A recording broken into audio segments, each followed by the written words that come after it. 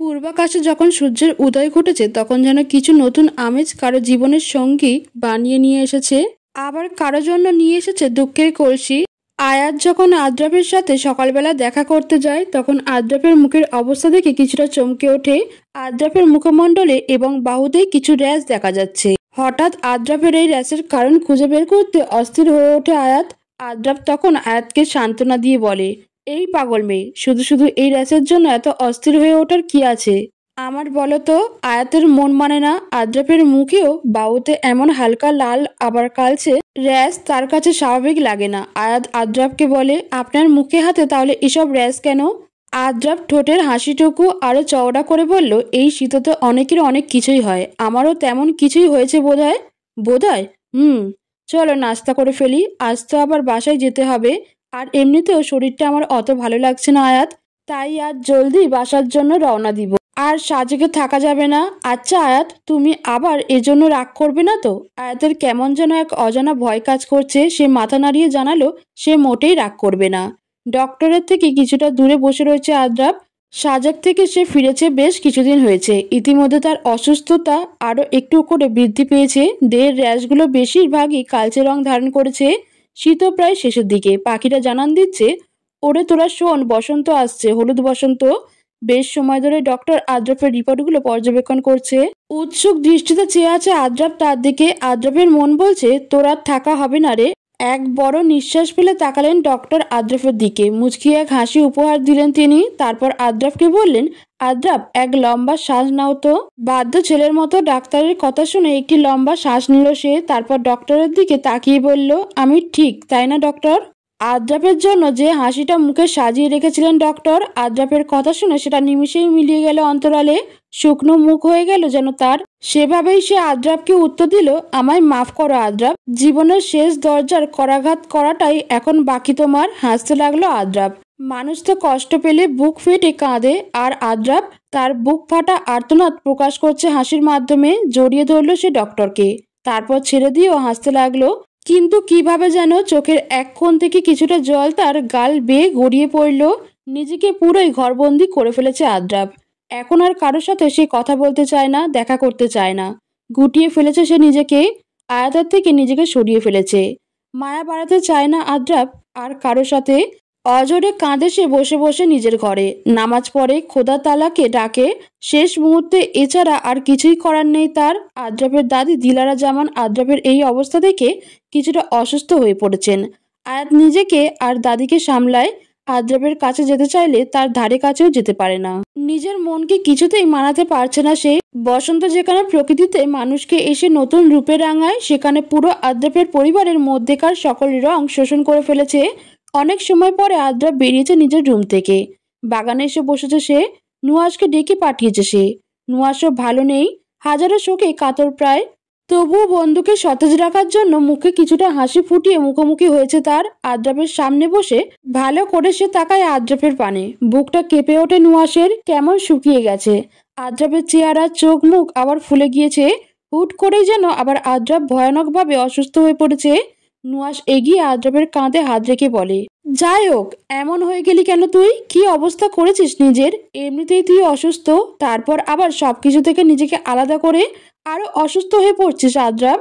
আদ্রাফ বলে, আর হব না আমি অসুস্থ। এটাই তো জীবনের শেষ অসুখ, শেষ অসুস্থতা, তারপর মুক্তি, সবকিছু থেকে মুক্তি। নুহাস বলল, আমি জানি তোর অবস্থা। আমি জানি হাজার চাইলেও সেই সত্য থেকে লুকানো সম্ভব নয়। মরতে একদিন আমাদের সবাইকেই হবে আদ্রাফ। হাজার চাইলেও আমরা কেউ তোকে এই ভয়ানক সত্য থেকে লুকিয়ে রাখতে পারবো না। জানিস আদ্রাফ, মনটা এখনো মানছে না আমার, কিন্তু সেদিন আমি তোর রিপোর্ট দেখেই সব বুঝতে পারলাম। পুরো ডিপ্রেসড হয়ে গিয়েছিস তুই। জানি আদ্রাফ আমি, কিন্তু এই শেষ সময়টুকু আমাদের সবার সাথে হেসে খেলে পার কর, দেখবি অত আফসোস থাকবে না। আয়াতের অবস্থা দেখছিস কি তুই? দাদিও অসুস্থ কিছুটা, সেটাও তুই জানিস। আর ওইদিকে আয়াত কেঁদে কেটে নিজের জীবনকে অর্ধেক করে ফেলেছে। আমরা না হয় আমাদের জীবনের পূর্বের সময়টুকু অনেক মজা করেছি, কিন্তু আয়াতের কথা চিন্তা কর। মেয়েটা কি সারা জীবন এভাবেই কষ্ট পাবে? নুহাসের কথাগুলো আদ্রাফের কর্ণকুহুরে পৌঁছাতেই কিছুটা অস্থির হয়ে পড়ল সে। নুহাসের এক হাত নিজের দুই হাতের মধ্যে নিয়ে বলল, নুহাস, আমার কিছু কথা ঠান্ডা মাথায় শুনবি, ঠিক আছে? তুই কি রাখবি আমার কিছু কথা? নুহাশ বলল, কি কথা বল। আদ্রাব বলল, সবাই তো বুঝেছিসই যে আমি আর বেশি দিন নেই, তাই আমি আমার সময় শেষ হওয়ার আগেই একটা সিদ্ধান্ত নিলাম। আমি আমার অবর্তমানে আমার সকল সম্পত্তি আমার দাদি এবং আয়াতের নামে দিতে চাই, আর দাদির অবর্তমানে সবকিছুই আয়াতের নামে থাকবে। আর আমার সকল সম্পত্তির পাওয়ার অফ এট্রি আমি তোর আর আয়াতের নামে দিয়ে যেতে চাই। আমার নামে কেন? কারণ আছে, এটাই আমার সিদ্ধান্ত এবং ইচ্ছে। নুহাশ কি যেন চিন্তা করলো, ভাবুক দৃষ্টি নিয়ে কিছু সময় মেঝের দিকে তাকিয়ে রইল সে। তারপর বলল, আচ্ছা ঠিক আছে। আদ্রাব নুহাশকে বলল, আমাকে কখনো ভুল বুঝিস না প্লিজ। মনে করবি না যে আমি শুধু তোকে ব্যবহার করেছি। আমি সত্যিই তোকে অনেক বেশি বিশ্বাস করি নুহাশ, আর তোকে ভরসা করেই সব দায়ভার দিচ্ছি। নুহাশ বলল, আচ্ছা ঠিক আছে। আদ্রাব বলল, নুহাশ প্রশ্ন করল, তবে কি আমি উকিলকে দিয়ে সব কাগজপত্র তৈরি করাবো? আদ্রাব বলল, হ্যাঁ, খুব জলদিই করিয়ে ফেল। আমার না কেমন যেন একটা ভয় লাগা কাজ করছে, আমার সাহস যেন সব মরে গিয়েছে। নুহাশ বলল, তুই সাহসী ছিল, আছিস, এবং যতদিন বাঁচবি তুই সাহস নিয়েই বাঁচবি। আদ্রাব বলল, নুহাশও সম্মতি দিল। আদ্রাব নুহাশের হাত আরো আগলে নিয়ে বলল, আমার আরো একটা ইচ্ছে আছে। কি? রাগ করবি না বল। তোর উপর কিভাবে রাগ করি আমি আদ্রাব, বল তুই।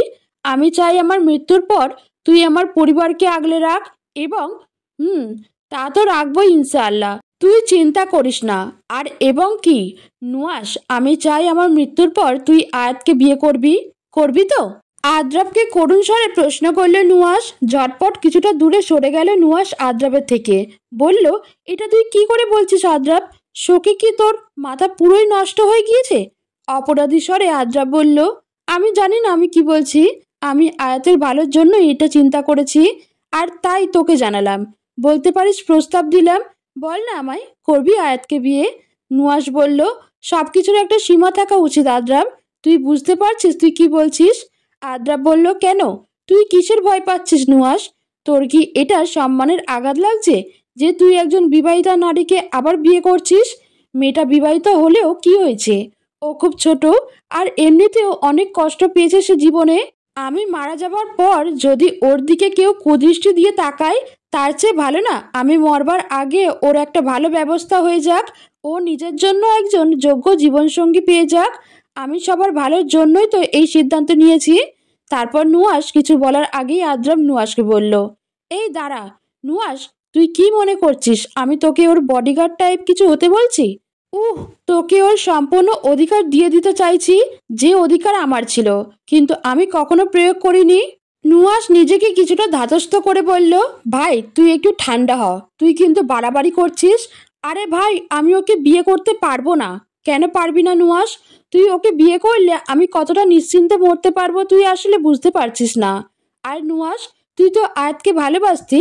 হ্যাঁ, আমি তো তোর চোখে আয়াতের প্রতি ভালোবাসা দেখেছি, তাহলে কেন আমার প্রস্তাবকে নাকচ করছিস তুই? নুহাশ স্তব্ধ হয়ে গেল আদ্রাবের কথায়। চিন্তা করতে লাগলো যে ও কিভাবে বুঝতে পারলো যে সে আয়াতকে ভালোবাসে।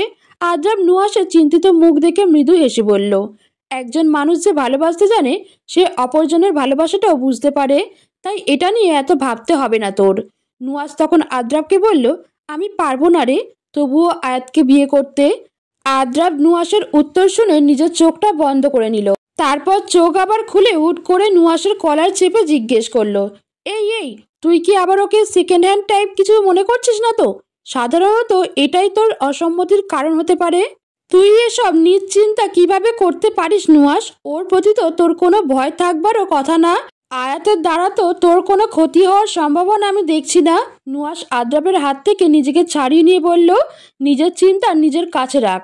আমি আয়াতকে ভালোবাসলেও তাকে নিজের বন্ধু স্ত্রী হিসেবে বেশি শ্রদ্ধা করেছি। আর যাই হোক, আমি আয়াতকে বিয়ে করতে পারবো না। আর মনে রাখিস, আয়াতও তোর এইসবে রাজি হবে না। আমি তোর অন্যান্য কাজের ব্যবস্থা করছি, এইসব উটকো চিন্তা মাথা থেকে বের কর। নুহাশ বাগান থেকে প্রস্থান করলো। আদ্রাব চিন্তায় পড়ে গেল, ওর মাথা একটুও কাজ করছে না। বাগানে হাঁটু মুড়ে বসে কাঁদতে লাগলো আদ্রাব। হৃদয় ভেঙে যেন চুরমার হয়ে যাচ্ছে তার।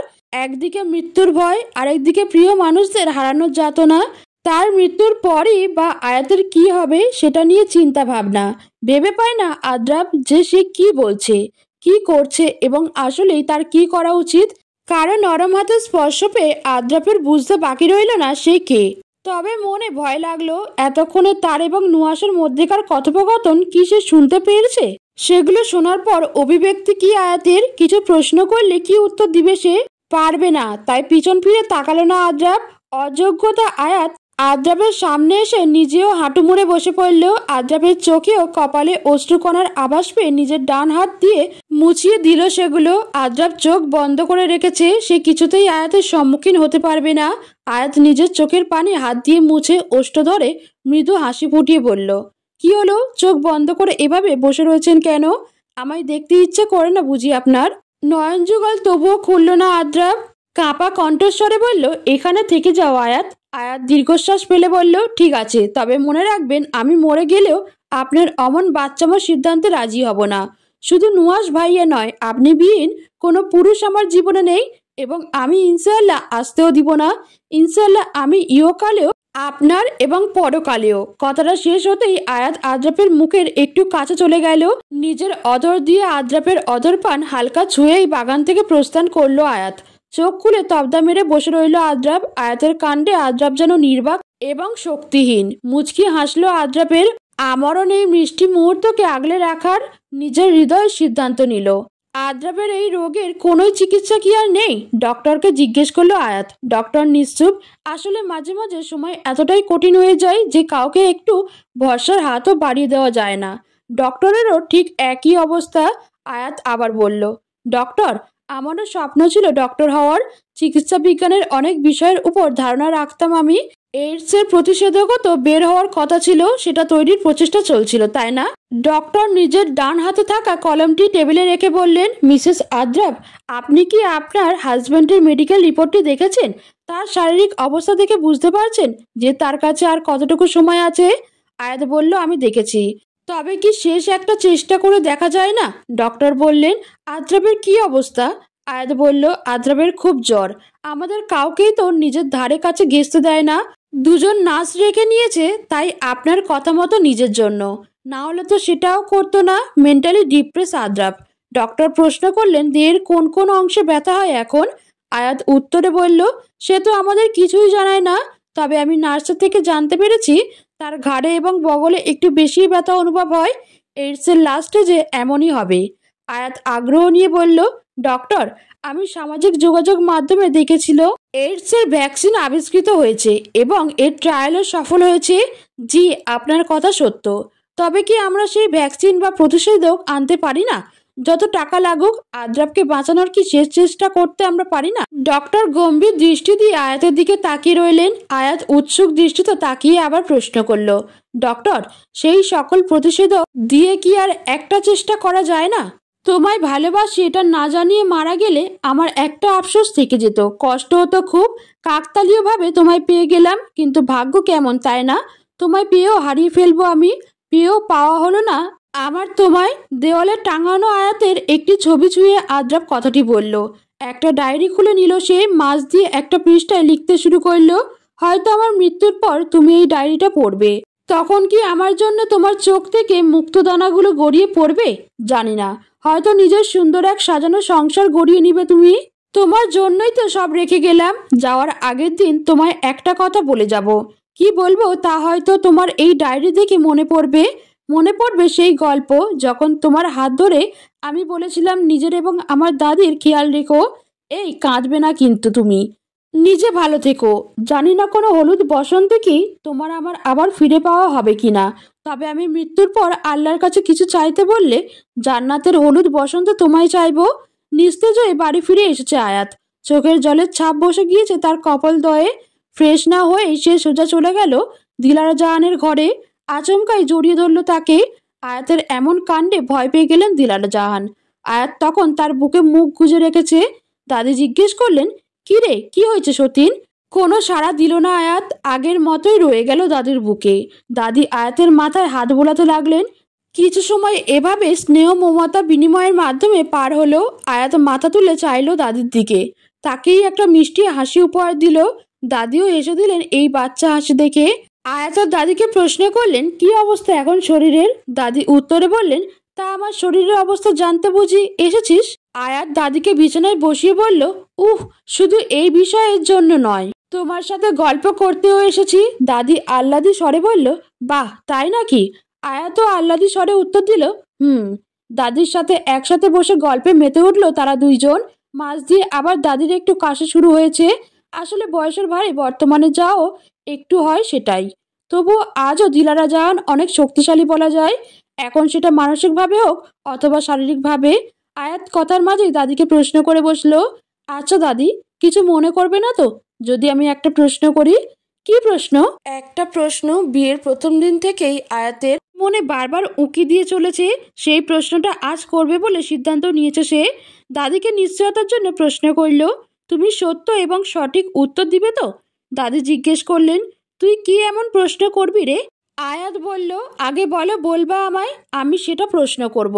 দাদি আয়াতের চুলে বিলি কেটে দিতে দিতে বলল, ঠিক আছে, ইনশাআল্লাহ আমি চেষ্টা করব। আয়াত খুশি হয়ে গেল দাদির উত্তরে। মনে এক আশার রেশ জাগলো, সে আজ তার প্রশ্নের উত্তর সে পাবে। দাদি তাড়া দিয়ে বললেন, কিরে বল, তোর কি প্রশ্ন?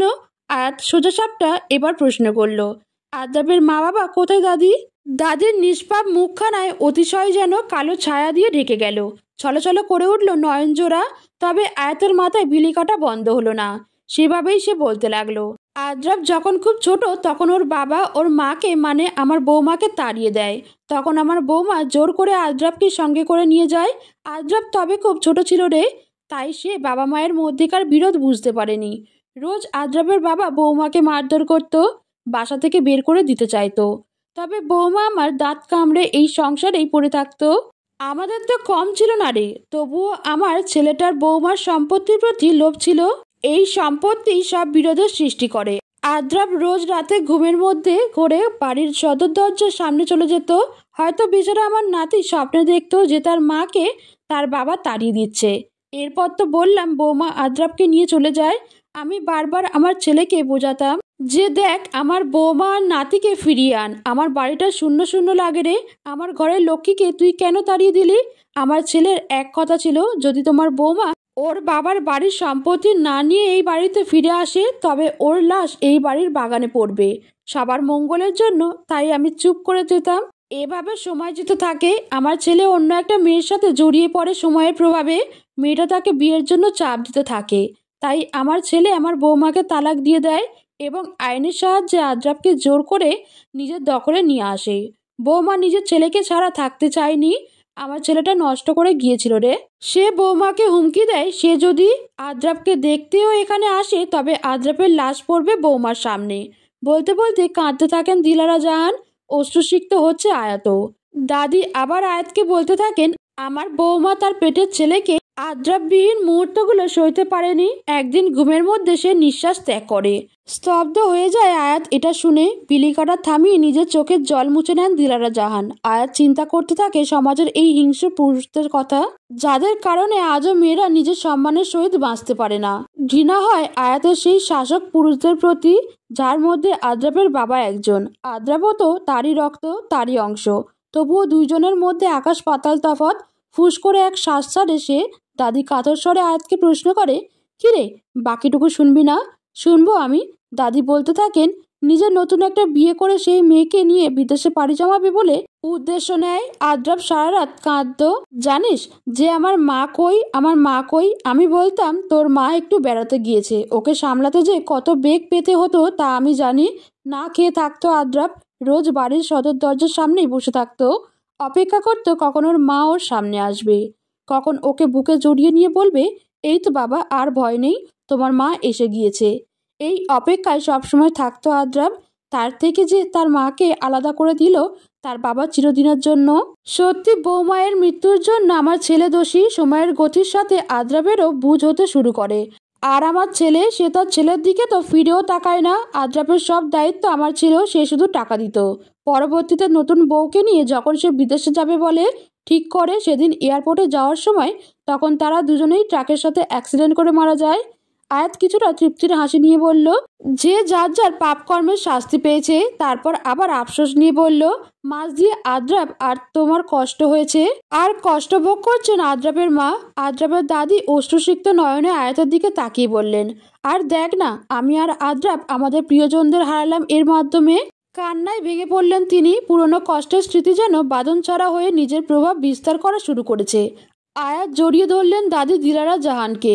মনে মনে ভাবতে লাগলো সে, হয়তো কষ্ট আমাদের পিছুই ছাড়েনি, একা আমি কষ্টে কাটাইনি, আদ্রাব আর দাদিও অনেক কষ্ট পেয়েছে, এমনকি এখনও আদ্রাব কষ্ট পেয়ে যাচ্ছে নিজের জীবন দিয়ে।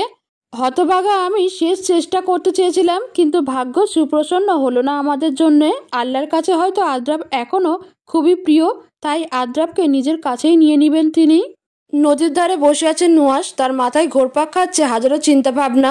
প্রেম দিগন্তে মিলিয়ে যাচ্ছে হাজারো ভালোবাসা। ফুলের প্রস্ফুটনের সাথে তাল মিলিয়ে প্রস্ফুটিত হচ্ছে নতুন প্রেম। নৌকায় নৌকায় ভালোবাসার জোয়ারে ভেসে যাচ্ছে কিছু ভালোবাসার মানুষ। আবার পরিবারের সাথে হাঁটতে বেরিয়েছে অনেকেই, একলা একলা অনেকে সেই মূল্যবান মুহূর্তে সাক্ষী হয়ে থাকছে নুয়াশ। তপ্ত বেলায় স্মরণ করছে নিজের বন্ধুর কথা। জানা নেই আর কয়টা দিন সে তার বন্ধুর সাথে থাকতে পারবে। মরণ ছাড়া তো আদ্রাপের সকল কষ্ট থেকে মুক্তির আর কোনো পথ নেই। প্রেমিক প্রেমিকাদের দেখলে আগে খেয়াল আসতো আয়াতের, আর এখন সবকিছু শুধরে নিয়েছে নুয়াশ। নিজেকে শুধরে ফেলেছে, নিজের প্রবৃত্তির সাথে যুদ্ধ করে জিতে গিয়েছে সে। পণ করেছে নুয়াশ। আয়াতের প্রতি কোনো কিছু সে অনুভব করলেও সেটা পূর্ণতা পেতে দিবে না নুয়াশ। নিজের সিদ্ধান্তে ইনশাআল্লাহ সর্বদাই অটল থাকবে সে। জ্যাকেটের পকেটে হাত গুজে নদীর পাড় দিয়ে হেঁটে যেতে থাকলো নুয়াশ। শীতের আমেজে ভালোবাসাও জমে উঠেছে যেন অনেকের। আবার সামনে আসছে নতুন বছর। নুয়াশের কাছে যে পরিবেশে কিছুটা বিরহ বিরাজমান, সেই পরিবেশই কারো কারো কাছে আনন্দের। সময় এক একজনের কাছে এক এক রূপে রয়েছে। একটি বাচ্চা ছেলে আর বাচ্চা মেয়ে দৌড়ে আসছে সেই নদীর ধার দিয়ে। দেখে মনে হয় ছেলেটা 8 বছর বয়সী এবং মেয়েটা 6 বছর বয়সী। তারা পরিবেশটাকে মাতিয়ে তুলেছে। অনেকক্ষণ ধরেই তাদের দুষ্টুমি পর্যবেক্ষণ করছে নুয়াশ। মাঝে মাঝে তাদের কীর্তির জন্য হেসেও ফেলছে।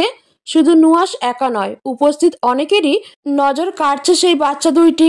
দৌড়াতে দৌড়াতে বাচ্চা মেয়েটি অসাবধানতায় নুয়াশের সাথে ধাক্কা খেলো। মেয়েটা পড়ে যেতে নিলে ধরে তাকে নুয়াশ। বাচ্চা ছেলেটা তখন তার দিকে তেড়ে এসে তার এক জুটি হালকা টান মেরে বলল, কিরে বসন্ত, দেখে দৌড়াতে পারিস না? এখনই তো ব্যথা পেতি, যদি আঙ্কেল তোকে না ধরতো। ব্যথায় কুকড়ে উঠল সেই মেয়েটি। প্রতিবাদী স্বরে বলল, তাই বলে আমায় মারবে তুমি? ভুল করলে 100 বার মারবো। এটা বলেই আবার বাচ্চা ছেলেটা মেয়েটার জুটি ধরে টান দিল। এবার হালকা কেঁদে দিল মেয়েটি। ব্যতিব্রস্ত হয়ে পড়ল ছেলেটি মেয়েটির চোখের জল দেখে। নুয়াশ এদের কাজ দেখে হেসে দিল। তবে একটি বিষয় নুয়াশের নজর এড়ালো না। ছেলেটা দেখতে একদম ছোটবেলার আদ্রাপের মতো, আর মেয়েটার সাথেও কিছুটা আয়াতের মিল রয়েছে।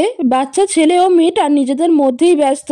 ছেলেটা তখনই মেয়েটাকে বলল, আঙ্কেল তোকে বাঁচিয়েছে, চল আমি আর তুই আঙ্কেলকে থ্যাংক ইউ বলি। সম্মতি দিল মেয়েটি। দুজনেই একসাথে বলল, থ্যাংক ইউ আঙ্কেল। নুয়াশ হালকা হেসে 2 হাত দিয়ে একই সাথে দুজনের গাল টেনে বলল, ওয়েলকাম। আচ্ছা তোমাদের নাম কি? ছেলেটা ঝটপট বলল, আদ্রাব। চমকে গেল নুয়াশ। তখনই মেয়েটা উত্তর দিল, আর আঙ্কেল আমার নাম হলো আয়াত। বেশ বড় ধরনের শখ খেল নুয়াশ। এতটা মিল দেখে অবাক না হয়ে উপায় নেই। আদ্রাব বাচ্চা আয়াতের হাত ধরে বলল, আচ্ছা চলো যাই আমরা। বাচ্চা মেয়েটাও সম্মতি দিল। একে অপরের হাত ধরে তারা সেই জায়গা থেকে প্রস্থান করলো। কিন্তু তখনও নুয়াশ অবাক হয়ে ঠায় দাঁড়িয়ে রইল সেখানে।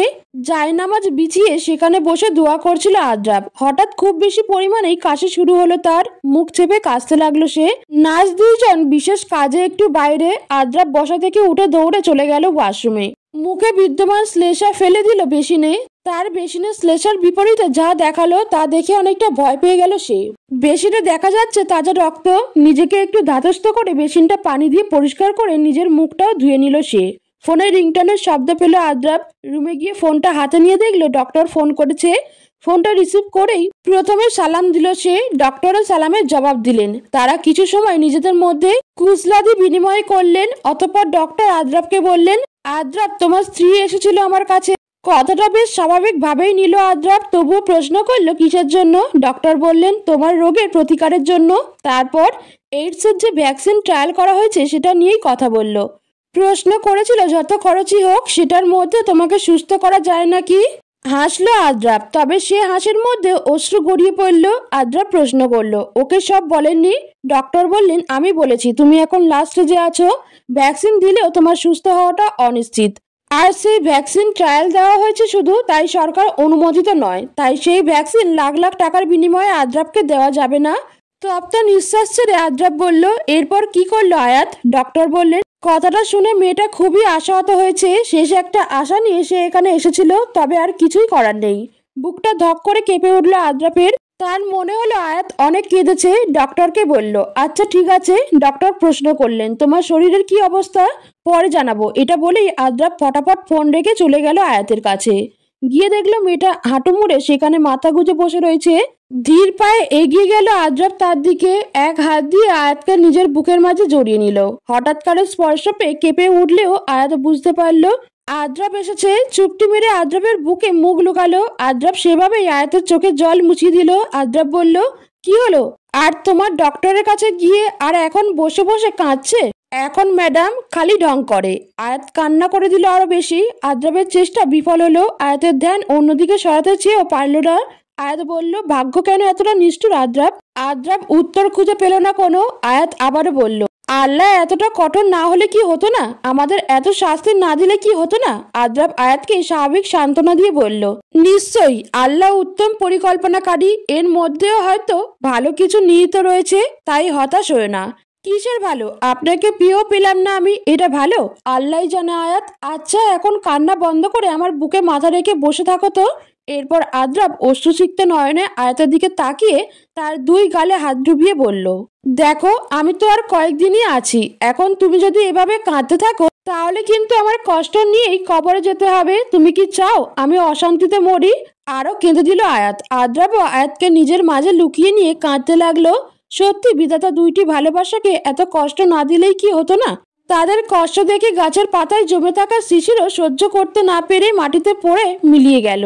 সময়টা যেন সেভাবেই থমকে গেল, নিশ্চয় ভালোবাসার বিনিময়ের মাধ্যমে। অনেক সময় পার হয়ে গিয়েছে, এখনো আদ্রাপের বুকেই মাথা রেখে বসে রয়েছে আয়াত।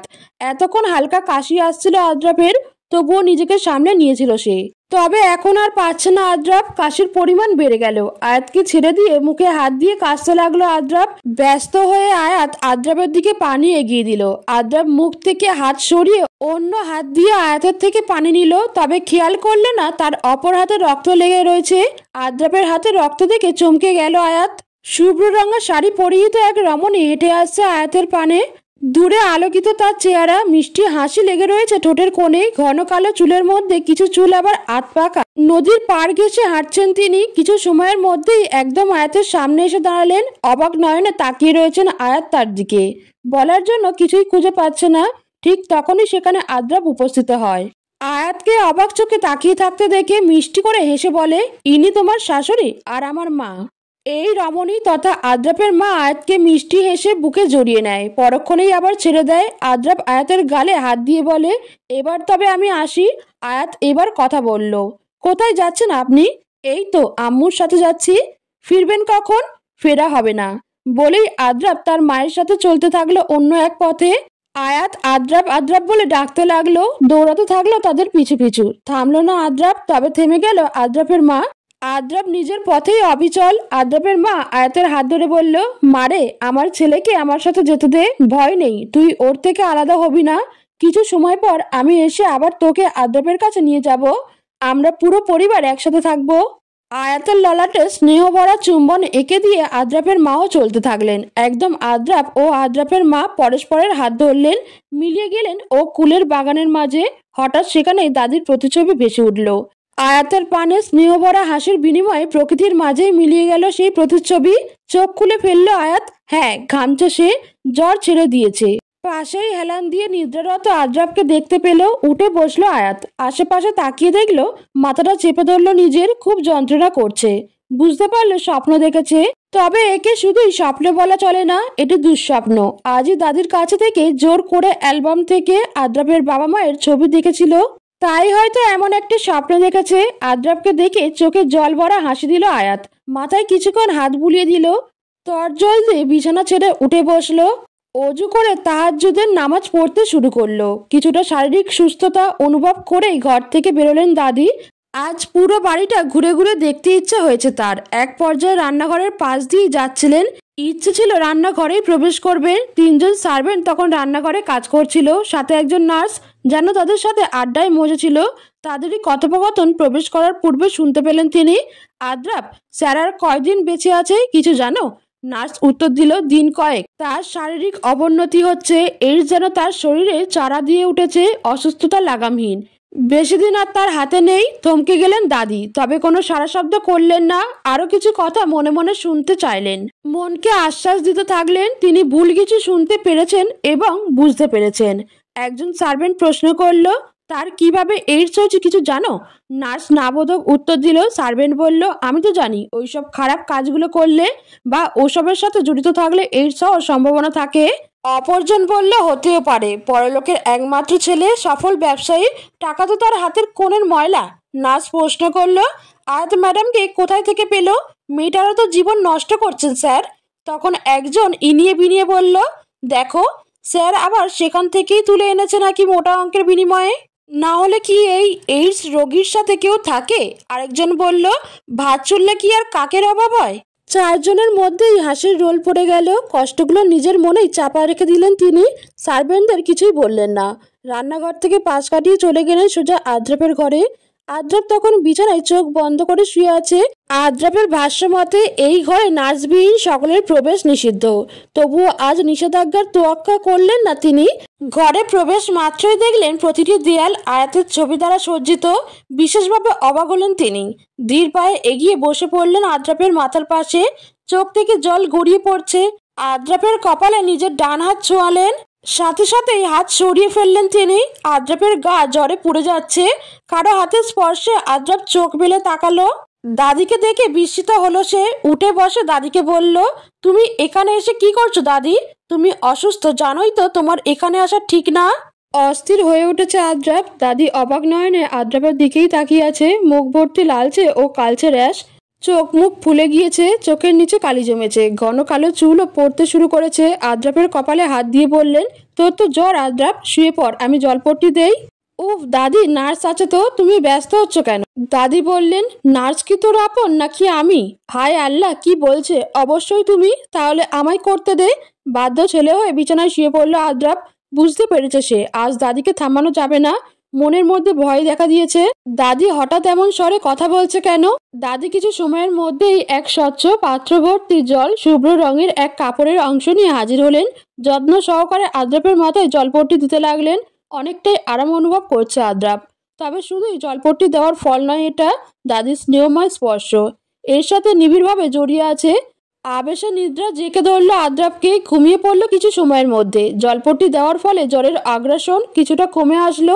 দাদি মনে মনে হাসলেন আর বললেন, তোকে ছোট থেকে নিজের হাতে কোলে পিঠে আদরে যত্নে ভালোবাসা দিয়ে বড় করলাম, কিন্তু তোর মিথ্যেকে ধরতে পারলাম না।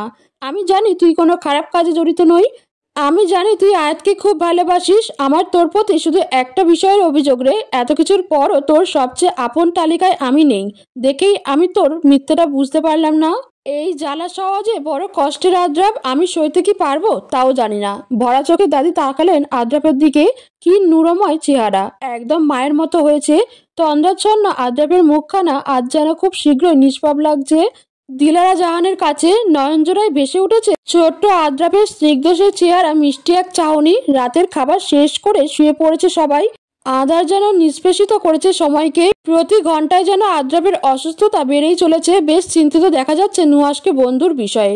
কি করা উচিত ভেবে পাচ্ছে না। এমনিতেই এত কঠিন সত্যের মুখোমুখি তারা। জানা আছে সব চেষ্টায় বিফলে যাবে। খোদা তাআলার কাছে যেন কয়েক বান্দা খুবই প্রিয় হয়ে উঠেছে। ডক্টরের সাথে যোগাযোগ করলো নুহাস, জানালো আদ্রাপের অবস্থা। ডক্টর বললেন, জানেনই তো আদ্রাপের হাতে আর দিন কয়েক সময় আছে। নুহাস উত্তেজিত হয়ে বলল, তাই বলে তো আর এভাবে বন্ধুকে ভুগতে ভুগতে মরতে দিতে পারবো না আমি। কি আর করার, অসুস্থতা এখন পুরোপুরি আদ্রাপকে ঘায়েল করে ফেলেছে। কলব থেকে শুধু রুহ এর মুক্তি বাকি। ডক্টর এসব দয়া করে বলবেন না। জ্বরে আদ্রাপের গা পুড়ে যাচ্ছে, জ্ঞান নেই তার। দাদি ঘুমিয়ে পড়েছে, তাই কিছু জানেন না এখনো। আয়াত কেঁদে কেটে সারা হচ্ছে, ইমিডিয়েটলি হসপিটালে ভর্তি করুন, হাতে আর বেশি সময় নেই। ফোন কেটে দিল নুহাস। তৎক্ষণাৎ অ্যাম্বুলেন্স কল করলো, ভর্তি করা হলো তাকে হাসপাতালে। আদ্রাব যার অধীনে সে ডক্টর জলদি সেখানে উপস্থিত হলেন। আয়াতকে আসতে দেওয়া হয়নি, ঘরে বসে আদ্রাবের জন্যই দোয়া করছে সে। আদ্রাবের চেক আপ করা হয়েছে, আইসিইউতে নেওয়া হয়েছে তাকে। প্রাণ ভোমরাগুলো যেন আজ মুক্তি চাইছে, নতুন এক ভরের দেখা মিলল। সময়ের পরিক্রমায় সূর্য মাথার উপর দাঁড়াতে প্রস্তুত, ঘড়ির কাঁটা 10-এর কাঁটায় ছুঁই ছুঁই হাসপাতালে যাওয়ার জন্য প্রস্তুত আয়াত। ভাবলো যাওয়ার আগে একবার দাদির সাথে দেখা করে যাওয়া প্রয়োজন। যেই না ভাবা তখনই সেই কাজ করলো। দাদির ঘরের দরজায় কড়া নাড়ল আয়াত। দরজা ভেজানো ছিল, হালকা ধাক্কার বিনিময়ে খুলে গেল। তবে পরবর্তী দৃশ্য দেখার জন্য প্রস্তুত ছিল না আয়াত। জায়নামাজের উপর কাঁধ হয়ে পড়ে আছেন দাদি, আঁখিজোড়া বন্ধ, মুখ থেকে ফেনা বের হচ্ছে। দৌড়ে এগিয়ে গেল আয়াত তার পানে। ক্রমশই অস্থির হয়ে উঠেছে সে। গায়ে হাত দিয়ে দেখা গেল দেহ জমে বরফ হয়ে গিয়েছে। আয়াতের কণ্ঠে দাদি বলে এক চিৎকারের ডাক শোনা গেল। বাড়িতে উপস্থিত সকল সার্ভেন্ট সেই কামরায় হাজির হলো। তবে আর তো কোনো আয়োজন লাভ নেই। প্রাণ পাখি অনেক আগেই খাঁচা ভেঙে উড়ে গিয়েছে দূর আকাশে, অসীম এক গন্তব্যে। দিন কয়েক পার হয়েছে, বাতাসে ভেসে আসা ফুলের সুঘ্রাণ ঘ্রাণেন্দ্রিয় পার হয়ে যেন অন্তরে পৌঁছাচ্ছে। প্রস্ফুটিত ফুলগুলো ভালোবাসায় যোগ করেছে নতুন মাত্রা। দূর থেকে শোনা যাচ্ছে বাতাসে বইছে প্রেম, নয়নে লাগলো নেশা, কারাজে ডাকিল পিছে বসন্ত এসে গেছে। পয়লা ফাগুন, চারিদিকে উৎসবের আমেজ। তবে হাসপাতাল পর্যন্ত হয়তো সে আমেজ পৌঁছাতে পারে না। যদিও পৌঁছায়, মানুষ তা উপলব্ধি করতে পারে না। আয়াত এগিয়ে এসেছে আদ্রাপের পানে, হাতে রয়েছে একগুচ্ছ গোলাপ। কেবিনের বেডে শুয়ে আছে আদ্রাপ। কিছুটা সুস্থ অনুভব করে সে আগের চেয়ে, তবে এই সুস্থতা নিতান্তই কিছু সময়ের জন্য। এটা আদ্রাপ সজ্ঞানে অনুভব করে। হাতে খাবারের ব্যাগ নিয়ে এবং একগুচ্ছ গোলাপ হাতে নিয়ে আদ্রাপের কেবিনটিতে প্রবেশ করলো আয়াত। কেবিনে নুহাস বসেছিল। আয়াত এসেছে তাই বাইরে চলে গেল। আদ্রাপ দরজা খোলার আওয়াজ পেয়ে চোখ মেলে আয়াতের দিকে পূর্ণ দৃষ্টিতে তাকালো। কোনো কথা না বলেই আয়াত আদ্রাপের ঠিক সামনে বসে পড়ল। আদ্রাপ নিজে নিজে উঠে বসার চেষ্টা করলো। এই চেষ্টা সবসময়ই করে সে, তবে সফল হয় না। আয়াতের সহযোগিতায় উঠে বসলো সে। আয়াত মিষ্টি হেসে প্রশ্ন করলো, কেমন লাগছে আপনার? আলহামদুলিল্লাহ, তোমার কি অবস্থা? আলহামদুলিল্লাহ। দাদি কেমন আছে? নিশ্চুপ রয়ে গেল আয়াত। গত 1 মাস ধরে একই প্রশ্ন করছে আদ্রাপ। তাকে জানতে দেওয়া হয়নি সে দাদি আর এই দুনিয়াতে নেই। অনেক আগেই স্বার্থপরের মতো সকলের মায়া ত্যাগ করেছে সে। একটা নিঃশ্বাস ফেলে বলল, আলহামদুলিল্লাহ ভালো আছে। আমার সাথে কি দেখা করতে আসবে না? প্রশ্ন করে না আমার কথা। আয়াত শুকনো মুখে হাসি ফুটিয়ে বলল, হ্যাঁ আসতে চাই, তবে অসুস্থ যে, তাই আমরা আসতে দেই না। একদিন আসতে দিও, দাদিকে খুব দেখতে ইচ্ছে করে।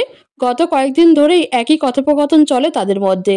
আদ্রাপ দাদিকে দেখতে চায়, কথা বলতে চায়, তবে সে জানে না যে তার এই ইচ্ছা আর পূরণ হবে না। আয়াত বলে, একেবারে বাড়িতে গিয়ে দেখা করবেন। দাদিকে এই পরিস্থিতিতে হাসপাতালে নিয়ে আসা ঠিক নয়। খুব কষ্ট পায় আদ্রাপ। বলে, আর কি বাড়িতে ফেরা হবে আমার? ইনশাআল্লাহ হবে হয়তো। পরক্ষণেই আবার মুখে হাসি ফুটিয়ে বলল, আমার লাশ তো বাড়িতেই আগে যাবে, তাই না? হু হু করে কেঁদে দিল আয়াত। আর সহ্য হচ্ছে না তার। আদ্রাপ আয়াতকে নিজের বুকে জড়িয়ে নিল। কান্না থামছে না তবুও। আয়াতকে সামলাতে গিয়ে আদ্রাপও কেঁদে দিল। ভিতর থেকে কান্নার শব্দ পেয়ে ফটাফট কেবিনে প্রবেশ করলো নুহাস। তবে নিজেই যেন বোকা বনে গেল। আদ্রাপ ইশারার মাধ্যমে তাকে আশ্বস্ত করলো। নীরবেই আবার প্রস্থান করলো সেখান থেকে নুহাস। অনেক কান্নাকাটির পর দুজনেই যখন স্বাভাবিক হলো, তখন আয়াত আদ্রাপের মুখের সামনে খাবার তুলে দিল। নাকচ করলো আদ্রাপ। বলল, আমার ভালো লাগে না। তাতে আমি কি করব?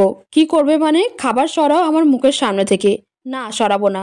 আদ্রাপ, খেতে হবে এসব। বলেই আদ্রাপের আরো সামনে আয়াত খাবার নিয়ে গেল। আদ্রাপ বাচ্চাদের মতো এদিক সেদিক তার মুখ সরাচ্ছে। আয়াত হাঁপিয়ে উঠল। আদ্রাপ নির্দোষ এক ভাব নিয়ে বলল, তুমি জানো তো আমার খেতে ভালো লাগে না। আদ্রাপের মুখের রুচি নষ্ট হয়ে গিয়েছে, কিছুই স্বাদ লাগে না আর। আয়াত বুঝতে পারে তবুও তো খাওয়াতে হবেই। এভাবেই আদ্রাপের সাথে আরো কিছুক্ষণ যুদ্ধ করার পর আয়াতকে খাওয়াতে সক্ষম হয় সে। আদ্রাপের বুকে মাথা রেখে বসে রয়েছে আয়াত।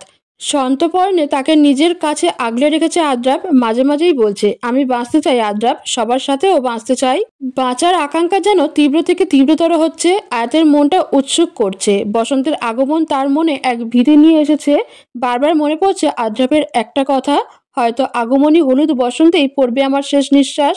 আদ্রাপের পরিহিত হাসপাতালের জামাটির বুকে অংশটুকুকে আঁকড়ে ধরে আদ্রাপের বুকে গভীরভাবে মুখ লুকালো আয়াত। বুকের অংশটুকু ভেজা অনুভব করছে আদ্রাপ। বুঝতে পারছে আয়াত কাঁদছে, খুব কাঁদছে। আয়াতের মাথায় হাত বুলিয়ে দিতে লাগলো সে। সময় নিশ্চুপেই পার হচ্ছে। যে আদ্রাপের শারীরিক অবস্থার একটু উন্নতি হয়েছিল, তাও আবার নিমিষেই মিলিয়ে গিয়েছে। বিকেলে আয়াত এবং নুহাস আদ্রাপের সাথে গল্পে মেতেছিল। আদ্রাব যতই অসুস্থ থাকুক না কেন প্রিয় মানুষদের সাথে কথা বলে অনেক শান্তি অনুভব করে। সকল কষ্ট যেন মিলিয়ে যায় প্রকৃতির মাঝে। তবে আজ যেন হিতে বিপরীত হলো। কথার মাঝে আদ্রাবের শ্বাসকষ্ট দেখা দিল। ছটপট করতে লাগলো সে। নুয়াজ দৌড়ে ডক্টরকে ডাকতে গেল। অস্থির হয়ে ডাকলো আয়াত। প্রশ্ন করতে লাগলো, আদ্রাব কোথায় কষ্ট হচ্ছে আপনার? বোধ শূন্য হয়ে আদ্রাবের মাথায় হাত বুলিয়ে দিতে লাগলো। ইতিমধ্যে একজন ডক্টর, একজন নার্স ও নুয়াজ কেবিনে উপস্থিত হলো। আদ্রাব কেমন যেন আচরণ করছে। ডক্টর কি যেন চেক আপ করলো আদ্রাবকে। অতঃপর হতাশ চোখে আয়াত এবং নুয়াসের দিকে তাকালো। আয়াত কান্না করছে আদ্রাবের দিকে তাকিয়ে। নুয়াস ডক্টরের চাউনি বুঝতে পারলো। চটজলদি নুয়াস আদ্রাবের পাশে বসে তার মাথায় হাত বুলিয়ে দিতে দিতে বলতে লাগলো, আদ্রাব কালিমা পড়ো, কালিমা পড়ো। আয়াত স্তব্ধ নয়নে একবার নুয়াসের দিকে তাকালো, তারপর আবার আদ্রাবের দিকে তাকালো। কান্না থেমে গিয়েছে তার হঠাৎ করেই। নুয়াস থামেনি। সে আদ্রাবের মাথায় হাত বুলিয়ে দিচ্ছে এখনো আর বলছে, আদ্রাব কালেমা পড়ো। ছটপটানির মধ্যেই আদ্রাব আদো আদো কণ্ঠে কালেমা পড়ল। নুয়াস বলল, আবার পড়ো আদ্রাব, আবার পড়ো। বেশ উত্তেজিত নুয়াস, চোখ দিয়ে তার জল গড়িয়ে পড়ছে। তবুও বন্ধুকে কালেমা পড়াতে ব্যস্ত সে। আয়াত তখনও আদ্রাবের দিকে তাকিয়ে রয়েছে, তবে এখন হাসছে একটু একটু। মুখে এক চিলতে হাসি ফুটে উঠেছে। আদ্রাবের ছটপটানি কমে আসতে লাগলো, নিস্তেজ হয়ে গেল ধীরে ধীরে। আয়াতের দিকে নিঃশব্দ তাকালো, হাত দুটো আয়াতের দিকে বাড়িয়ে দিল। আয়াত এক স্নিগ্ধ হাসি হাসলো এবং হাত দুটি ধরে নিল। চোখে চোখে তাদের মধ্যেকার ভালোবাসা বিনিময় হচ্ছে। সকলে তাদের দিকে তাকিয়ে আছে। আদ্রাব আর আয়াত কিন্তু কাঁদছে না, তারা হাসছে। ধীরে ধীরে গ্রথিত হয়ে আসলো আদ্রাবের নয়ন যুগল। আয়াতের হাতে আবদ্ধ আদ্রাবের হাত দুটো আলগা হয়ে আসলো। পাশের মনিটরে দেখা গেল সরু লাইনগুলো টু টু করে শব্দ হচ্ছে। নুয়াস আদ্রাবের দেহ ঝাঁকাতে লাগলো। কোনো রেসপন্স নেই। কেঁদে দিল সে। এখনো কাঁদছে না আয়াত, পাথর হয়ে গিয়েছে সে। তার অন্তরে একটা কথাই বাজছে, আখিরাতে যখন আল্লাহ আমায় তার কাছে কিছু চাইতে বলবে, আমি জান্নাতে তোমায় আমার পাশে চাইবো। আমরা আলাদা হব না আদ্রাব, ইনশাআল্লাহ জান্নাতের হলুদ বসন্তেই আপনার আমার মিলন হবে। ধীরে ধীরে সকলের সামনেই নিস্তেজ আয়াত পড়ে গেল মাটিতে। আজও পাখিরা ডাকছে, বসন্তের ফুল ফুটেছে, শুধু সময়টা আলাদা। মুসলিরা জুমার নামাজ পড়ে মসজিদ থেকে বের হয়েছে। নুয়াস বের হয়েছে মসজিদ থেকে, সোজা চলে গিয়েছে গোরস্থানে। দাঁড়িয়েছে দুইটি কবরের সামনে। প্রায় 17 বছর কেটে গিয়েছে। কবর দুইটির একটিতে আদ্রাব এবং অপরটিতে লেখা আয়াতের নাম। দুটির নামই জলজল করছে যেন। অশ্রু মুছল সে তার চোখ থেকে। মনে পড়ছে তার সেই ভয়ানক দিনের কথা। সেদিন আয়াত যখন মাটিতে পড়ে গিয়েছিল, ডক্টর চেক করে দেখে আয়াত ব্রেন স্ট্রোক করে সেই মুহূর্তেই দুনিয়া ছেড়ে গিয়েছে। মৃত্যু তাদের আলাদা করেছে, তবে হৃদয়ে এখনো তাদের মিলনের জন্যই ব্যাকুল। নীরব হয়ে প্রতি শুক্রবারই তাদের দেখতে আসে নুয়াস। এক অনিন্দ সুন্দর ভালোবাসার সাক্ষী নুয়াস। তাদের কবরে হলুদ বসন্ত ছেয়ে গেছে, ফুল ফুটেছে কবরে। নুয়াসও অপেক্ষা করে দুইটি ভালোবাসার মানুষের মিলনের সাক্ষী হতে। আজিকার দিন না ফুরাতে, হবে মোর এ আশা পুরাতে। শুধু এবারের মতো বসন্তের ফুল যত, যাব মোরা দুজনে কুড়াতে। বন্ধুরা, ভিডিওটা আপনাদের কেমন লাগলো অবশ্যই কমেন্ট করে জানাবেন। আর যদি একটুও ভালো লেগে থাকে তাহলে চ্যানেলটিকে সাবস্ক্রাইব করবেন এবং ভিডিওটিতে একটি লাইক করবেন।